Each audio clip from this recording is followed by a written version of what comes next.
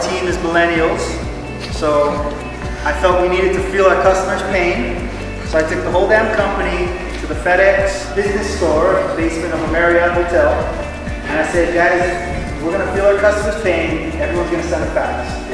And some of the people on the team, that was their first and only time sending a fax. So that was a really fun time for us. I don't think anyone did it under 2 minutes compared to 10 seconds for an email attachment. So with that, I'll raise our glasses and here's some facts. To the facts. To the facts.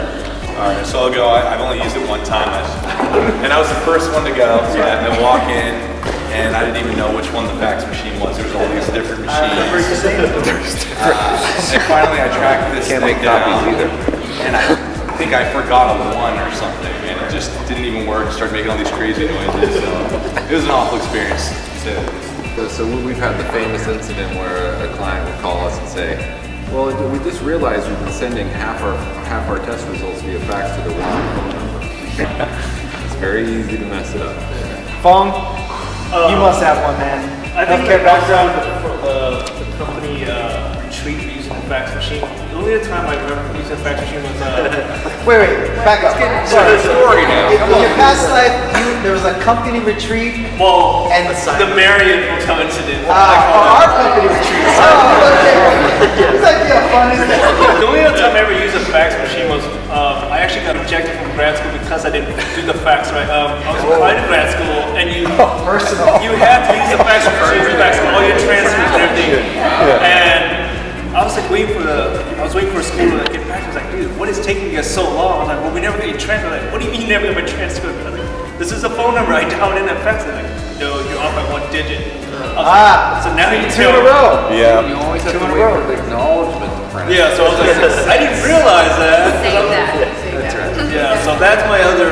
I don't really have any fond memories of the fax machine. Robbed of an education. I was like, just hit send. Hey, do you want a hammer, man? Trophy. So back in my college days, I used to work at sports media relations for University of Hawaii. So after events, we had to fax statistics, press release, everything out. That's how long ago it was. So we had to fax it all out, and then we had to wait for confirmation from every single place we sent it to before we could go home. So you can imagine, you're at an event. It ends, if it's overtime in a basketball game, all of a sudden you write your press release, you do all your stats, all the interviews, everything. You're sitting there at about 11, but you send the faxes out, and you gotta wait for confirmation. Sometimes if something's wrong, you're resending and resending. Especially back in those days, there's no like ESPN.com, right? There's nothing for aggregators. So a lot of schools put it on their website, results based on what you send out. So it's like, oh, we're waiting for the conference to get a confirmation back. And if something goes wrong, oh, then you're there until 1 a.m. because you couldn't get press release runs correct. So that was brutal.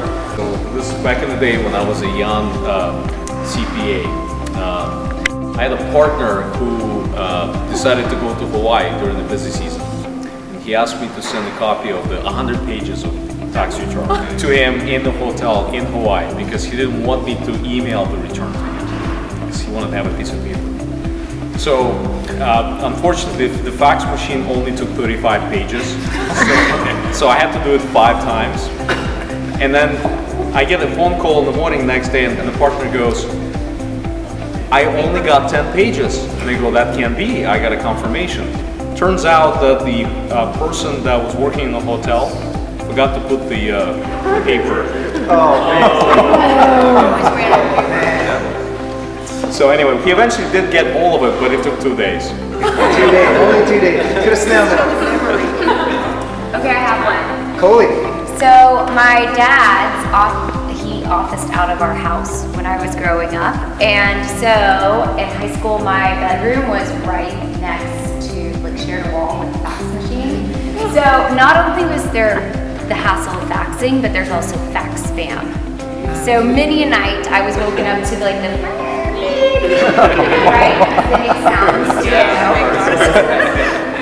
Wait, I was waking in the middle of the night to fax spam. Dan. So I grew up in a household where my mom ran a business out of the household. And our senior year in high school, I was the organizer of our senior skip day. And on my mom's fax line, there was a separate line for the fax machine. I left the outgoing message saying that the surf was cranking at a particular spot.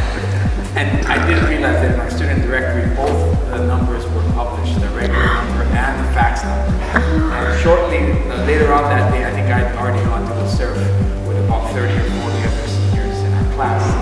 And the dean of students called the fax line and received the outgoing message. He wasn't sending a fax, but it was one of those voicemail things where if you press the start button, you could fax or whatever. So he heard my outgoing message and then found out that 30 or 40 of us were surfing. But you did get accepted to college, unlike Vaughn, with the tragic memory. The last job that I had, I was working at a telehealth company, and we were doing like online office visits, which included prescriptions. We couldn't prescribe anything particularly fun, but we did need to be able to fax these prescriptions because that's where technology is. And so we first bought a fax machine, which was, I'm impressed that you were able to find one. They're not easy to find. Then we tried to install it in our office, and our office was equipped with like modern telephone lines. It was all like Cat 5, whatever it was. We literally could not get it to work in our office. And so we ended up, so forget it. You know, like we're not going to use this fax machine. We're going to use a service. So then we had this handy API that we could connect online and just like send the data, and then they would deal with the faxes. And then they were responsible for it.